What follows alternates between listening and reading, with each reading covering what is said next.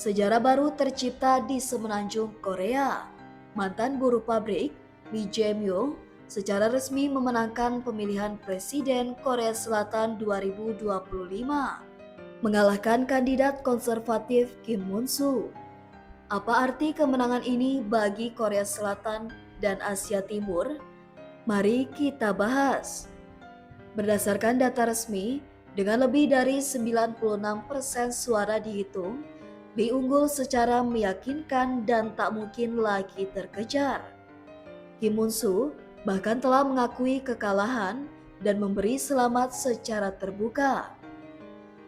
Kemenangan Lee menandai perubahan besar di Korea Selatan, terutama setelah 2 tahun gejolak politik dan kejatuhan presiden sebelumnya Yoon Suk Yeol. Lee Jae-myung bukanlah politikus dari keluarga elit.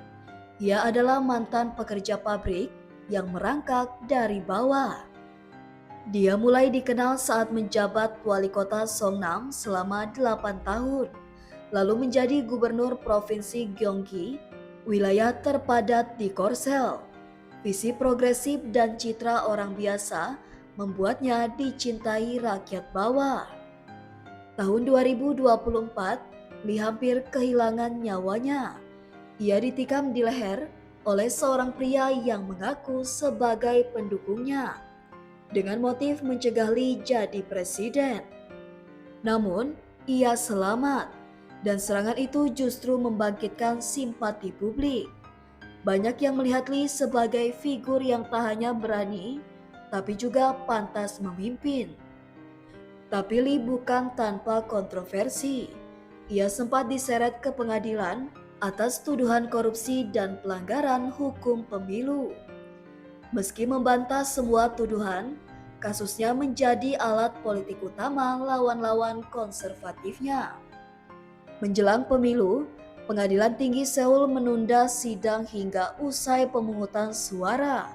Dan kini, sebagai presiden terpilih, Lee mendapat kekebalan hukum hingga 2030.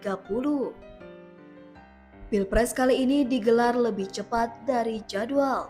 Kenapa? Karena presiden sebelumnya, Yoon Suk Yeol, dimakzulkan setelah menyatakan darurat militer pada Desember 2024. Langkah itu memicu badai politik nasional yang akhirnya membuka jalan bagi pemilihan lebih awal dan naiknya tokoh progresif seperti Lee Jae-myung. Kemenangan Lee Jae-myung bukan hanya soal politik Korea, tapi mencerminkan perubahan global, di mana rakyat mulai mencari pemimpin yang bukan berasal dari elit politik lama.